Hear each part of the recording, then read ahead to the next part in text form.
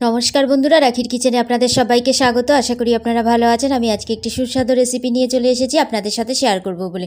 যদি রেসিপিটা ভালো লাগে লাইক করবেন, কমেন্ট করবেন আর সাবস্ক্রাইব করার অনুরোধ রইল। পাশে থাকা বেল আইকনটাকে টিপে দেবেন, যখনই আমি নিত্য নতুন ভিডিও ছাড়বো নোটিফিকেশন সবার আগে আপনাদের কাছে পৌঁছিয়ে যাবে। আর আমার পুরো ভিডিওটা দেখার জন্য অনুরোধ রইল, আর আমার চ্যানেলটাকে সবার সাথে শেয়ার করবেন।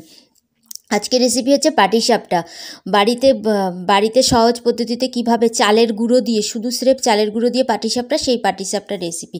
এই যে আমি এখানে চালের গুঁড়ো নিয়ে নিয়েছি। এখানে কিন্তু শুধু চালের গুঁড়ো, আমি এখানে কোনো ময়দা না, কোনো আটা না, কোনো সুজি না, কিচ্ছু না। এখানে 300 গ্রাম চালের গুঁড়ো আছে। সেই চালের গুঁড়োটাকে নিয়েছি, ভালো করে একটু চেলে নিয়েছি, যদি নোংরা থাকে সেই ক্ষেত্রে আমি চেলে রেডি করে নিয়েছিলাম। নিয়ে নেওয়ার পরে আমি একটা বাটির মধ্যে ঢেলে দিলাম এটাকে। এখন বাটির মধ্যে ঢেলে দেওয়ার পরে তারপরে এখানে আমার কাছে একটুখানি নারকেলের পুর ছিল। সেই নারকেলের পুরটাকে আমি একটু দিয়ে দিলাম। আর এই যেখানে দুধের প্যাকেট দেখতে পাচ্ছি, আমল দুধের প্যাকেট, আমল দুধ দিয়ে দিয়েছি 4 চামচি। আমল দুধের গুঁড়ো দিয়ে দিয়েছি, সামান্য পরিমাণে একটুখানি লবণ দিয়ে দিলাম। তারপরে এখানে 500 দুধ জাল দেওয়া ছিল, ঠান্ডা দুধ, গরম দুধ না, একদম ঠান্ডা দুধ জাল দিয়ে রেখে দিয়েছিলাম। সেই দুধটা এর মধ্যে দিয়ে দিলাম। দিয়ে আস্তে আস্তে করে এবারে ভালো করে এটাকে সুন্দর করে মিশিয়ে নিতে হবে। আমি এবার এটাকে ভালো করে মিশিয়ে নিচ্ছি। এটার মধ্যে অনেকটা ঘন হয়ে রয়েছে, এটার মধ্যে আরও দুধ লাগবে, সেক্ষেত্রে আমি একটু দুধ দিয়ে দিচ্ছি।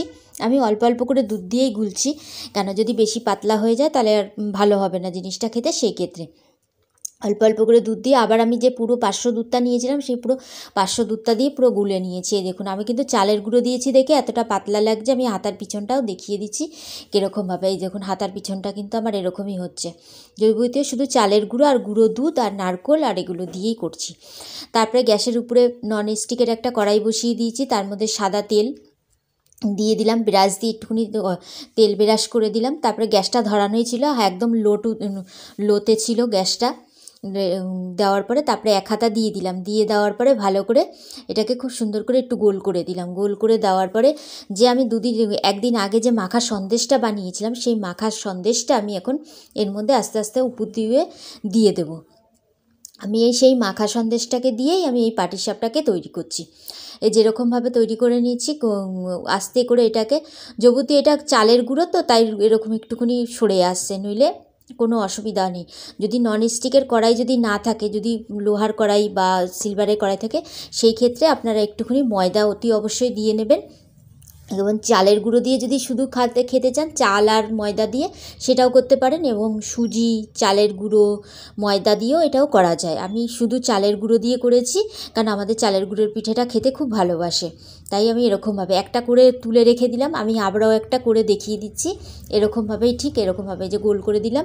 তারপরে আবার সেই মাখা সন্দেশটাকে দিয়ে দেবো, যেই সন্দেশটাকে বানিয়ে রেখেছিলাম সেই মাখা সন্দেশটাকে দিয়ে দিলাম। মাখা সন্দেশটাকে এবার সুন্দর করে আবার দিয়ে দেবো ওর মধ্যে।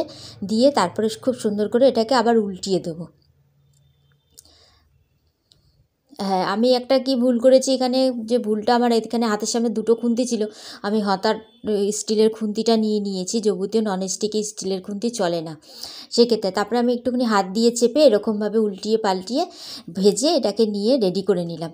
এবার আস্তে আস্তে করে সব কটার পিঠে এরকমভাবে আমি ভেজে রেডি করে নিচ্ছি। এই যে আমি এখানে, এই যে আমার পুরো পিঠেগুলো সব ভাজা হয়ে গেছে, আমি দেখিয়ে দিলাম। এই যে আমি একটা ভেঙেও দেখিয়ে দিচ্ছি, কত সুন্দর হয়েছে, ভিতরে পুরটা দেখুন কত সুন্দর লাগছে। এই আর পিঠেটা খুবই খেতে সুন্দর হবে। যাবতীয় মাখা সন্দেশ দিয়ে আমি বানিয়েছি, তাও আবার ঘরে মাখা সন্দেশ দিয়ে। তা ভিডিওটা আজকের মতন এখানেই শেষ করলাম। আবার একটা নতুন রেসিপি নিয়ে চলে আসবো। ততক্ষণের জন্য ভালো থাকুন, সুস্থ থাকুন।